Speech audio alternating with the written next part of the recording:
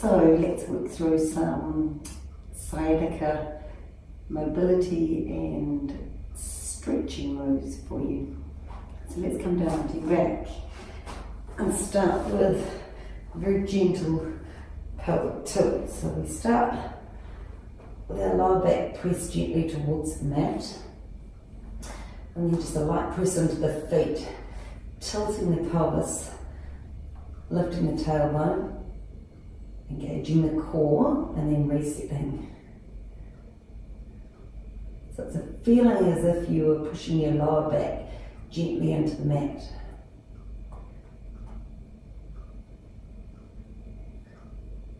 And just work through 10 of them, breathing as you go. So next, we're taking a bridge, starting with the tailbone, and then just lifting the tailbone and then one vertebra at a time until you come up onto the back of the ribs. So start with the tailbone, curling up, lifting, pulling each vertebra off one at a time, just so you come to level. You don't have to thrust up, and then resetting the spine back down one vertebra at a time, finishing with the tailbone.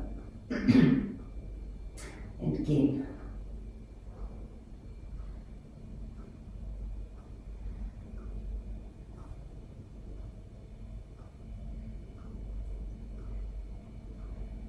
Again, working through 10 of them.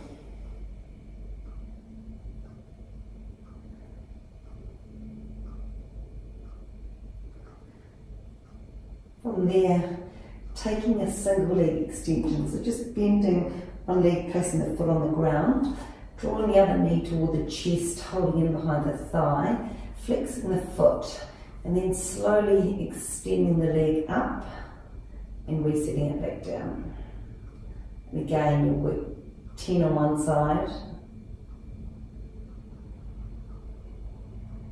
and then when you've done 10, don't forget to do the other side. So again, pulling it in, holding behind the knee, flexing the foot, and extending the leg and the heel towards the ceiling. Just breathing in and breathing out as you go. And again, work through 10. It's almost like a flossing of the sciatic nerve, lengthening the hamstring. So we'll take a twist, just a bit of a jian. So just setting one foot down, crossing your right thigh over top of your left. So you're squeezing your thighs together gently. Then lifting your hips and shifting them slightly to the right edge of the mat. Taking your arms into a T position and then slowly lowering the legs to the left side. So you may need to take a pillow and support, or cushion and support underneath the knee, or you may have the mobility and the range to come further and maybe let it sit or hang. You're just going to hold that for 20 seconds, maybe 30 seconds on one side. If you want, you can turn your head in the opposite direction from your knees. And then when you're finished, you come back up, you reset to centre, switch to the other side, this time the left foot or the left thigh is over the right, so we're lifting our hips, shifting them slightly to the left edge of the mat, and then this time coming in the opposite direction to the right. And again, you might need to use support under your knee with a cushion, or you might go come all the way over, and again you can look over to the opposite direction. And again, holding for 20, maybe 30 seconds.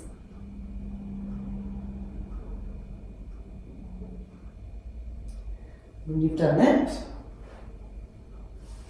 we're going to lying pigeon pose. So taking the right foot, turning the knee to the side, placing the ankle on top of the other knee, and then just reaching through the gap and just gently pulling in on that thigh. Now the knee just pushes out toward the edge, right towards the side a little bit.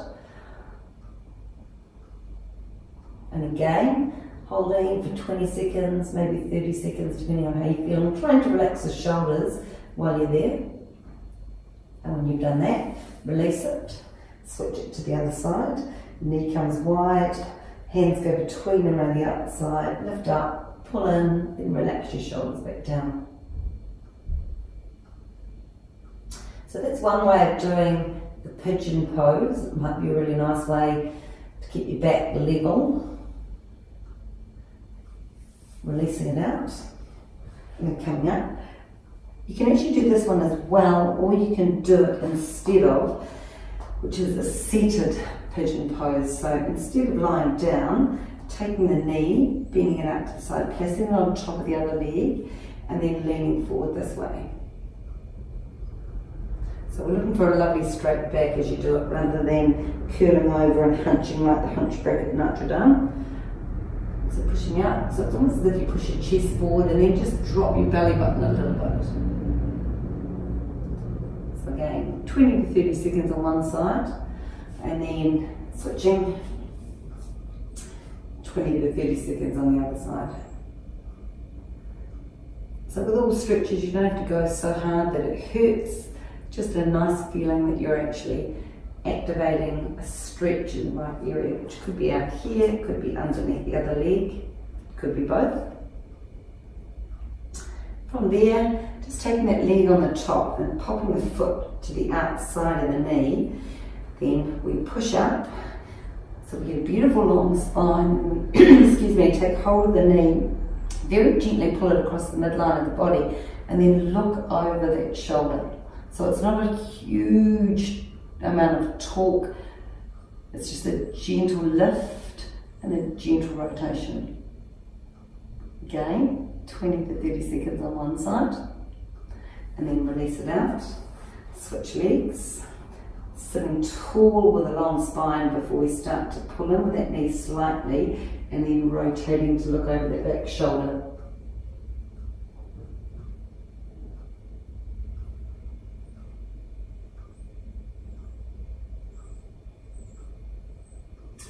So a little bit more for the lower back, taking the soles of the feet together, but actually sending your feet a reasonable distance away from you. So you've got a long, open diamond shape rather than your feet pulled and tuck right in. So as you lean forward, take your hands underneath your shins or your calves, and then gently pressing the chest forward, using the hands to gently pull the belly button down. Might be that you can go all the way down, it might be that you can reach a little bit further, and just endeavouring to push the chest forward over the feet, careful not to hyperextend the neck too much, and then just a gentle use of that leverage to pull down and stretch into the lower back. 20 to 30 seconds. Then releasing and extending the legs. I like to think of it as just pulling this bit of your body, that bit between the butt and the thigh or the buttocks, just shifting it back a little bit. And then this time lifting up, and then just again pressing the chest forward and the belly button down rather than curling over and hunching. So we lean forward into the stretch. It's almost like the heart goes towards the toes. You can support yourself as you come. You might be able to lie all the way right down.